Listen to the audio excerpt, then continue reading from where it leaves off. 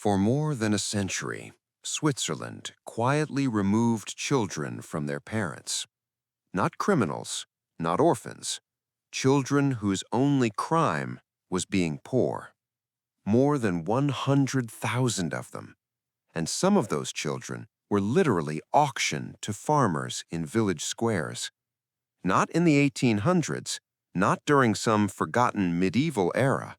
This system ran until 1981 in the wealthiest, most stable democracy in Europe. And for decades after it ended, nobody talked about it. Let me be fair. Switzerland did not invent poverty, and the system they built to deal with it, Verdingkinder, literally contracted children, wasn't designed as cruelty, not officially. The idea was simple. If a family couldn't afford to raise a child, the municipality would find someone who could, often a farmer, a tradesman, a household that needed extra hands. The authorities framed it as charity. The children would be fed, sheltered, taught a trade, and for some, it was exactly that. Some foster families were kind. Some children grew up with stability they never had. I don't dispute any of that. What I dispute is the mechanism, the scale, and the silence that followed. Imagine a village square in rural Switzerland. It's Tuesday morning, early spring. The air smells like hay and manure.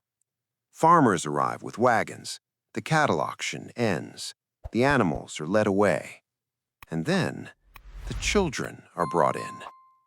A boy, maybe 7, maybe 8, standing in the center of the square, coat too big, shoes too small, holding nothing. A farmer walks around him, lifts his chin, checks his arms, squeezes his shoulders. Someone asks how much the municipality will pay. Another farmer says he can take the boy for less. And just like that, the child is sold. This was the Kindermarkt, the children's market. It happened across German-speaking Switzerland, in town squares, church halls, local inns.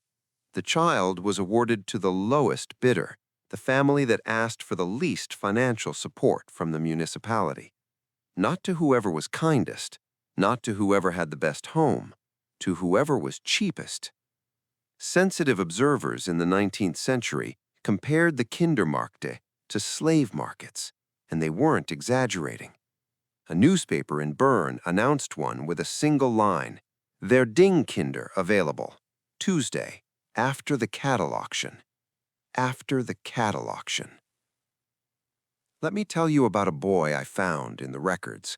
His name was Paul Stutzmann. Paul was born without a father. His mother couldn't keep him, so she gave him to his grandmother. When the grandmother died, they sent him to the nuns. When the nuns were done with him, they sent him to a farmer. Paul said, "I had to milk the cows before school. He treated me very harshly. I was nobody." I was nobody. 3 words, and they appear in nearly every Verdingkinder testimony I've read. Paul wasn't beaten because he broke a rule. He wasn't punished because he failed. He was beaten because he was there, because he belonged to no one, because the system had declared him available. And Paul was not the exception. He was the structure. The children worked from dawn, fed last, slept in barns, in cellars, under staircases. Many were forbidden from eating with the family. They were not children in those homes. They were labor. Turi Honega, another Verdingkind, described it later. My life consisted of working and sleeping. There was little food. Everyone shunned me. I remember feeling invisible, as though I did not exist. I ate and slept under the stairs, far from the family table. Under the stairs, far from the table, in a country famous for precision, for neutrality, for chocolate.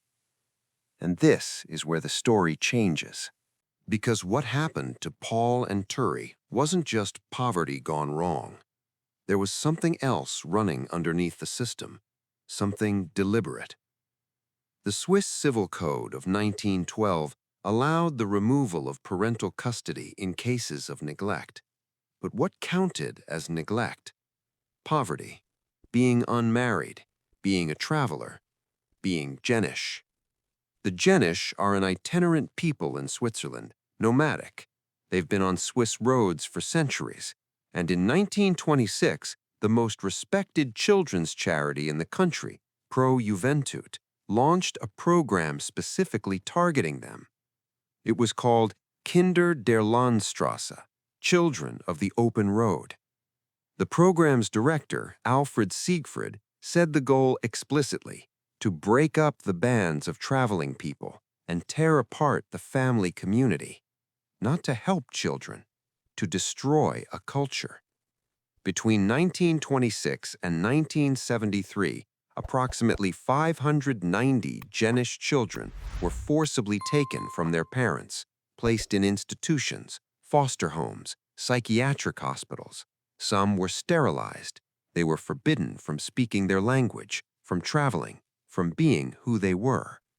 This wasn't poverty relief.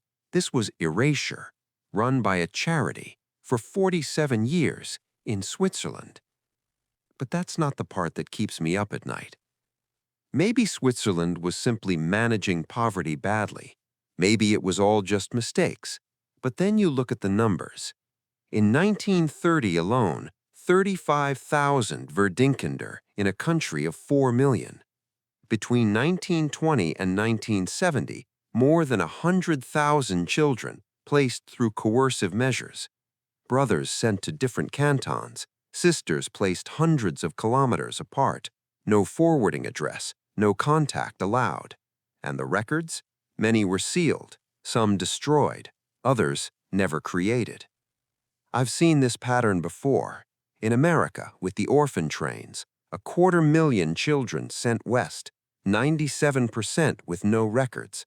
In Spain, with the stolen babies. Different countries, different decades, same architecture. Take the child, erase the origin, create someone new. Let me tell you one more story. Her name was Marlene Brown Beeler. She was taken from her mother as an infant, placed with a farming family in the Emmental. She spent her childhood doing field work, carrying water, cleaning stables. She was never told where she came from, never told she had siblings. When Marlene was in her 60s, she found out she had a brother. They had been separated at birth. He had been placed in a different canton, different name, different family. They met for the first time after 50 years. She said she couldn't stop staring at his face because he looked like her, and nobody had ever looked like her before. 50 years in a country the size of the Netherlands. The system didn't need to hide her, it just needed to file her away. And when you lay it all out, the dates tell you everything. Here is the timeline. 1912, the law changes. Poverty becomes enough to take a child. 1926, the Jenisch program begins. Children removed by ethnicity. 1930, the peak. 35,000 children in placement. 1973, the first exposure. A journalist breaks the story. 1981, the system finally ends. The year MTV launched, the year the World Wide Web was being invented. 2013, the apology on behalf of the Swiss government. 2025, the recognition, the program against the Jenisch, formally declared a crime against humanity. More than a century of practice, a 12-year apology process, and 25,000 francs per victim. For a childhood. Coincidence or system? You decide. The system didn't need a conspiracy. It needed a budget, a municipality that couldn't afford a family, a farmer who needed cheap hands, a law that said the state could decide what neglect meant, and a country that agreed not to look too closely. Paul Stutzmann said 3 words I can't stop hearing. I was nobody. He wasn't describing an emotion, he was describing a status. The system had made him administratively invisible. No records, no parents, no name that mattered. 100,000 children in the most prosperous country in Europe, auctioned in town squares, beaten in silence, erased from the record. The children are still alive, some of them, in their 60s, 70s, 80s now. They remember the farms, the staircases, the markets, and for the first time, someone is listening. But Switzerland wasn't the only country where institutions made people disappear. In Ireland, they didn't need a law. They didn't even need an auction. They didn't even need poverty as an excuse. They had one word: sinner. And with that word, they locked women inside laundries that weren't laundries for years, for decades, without a trial, without a sentence, without a name. The last one closed in 1996. That story is next.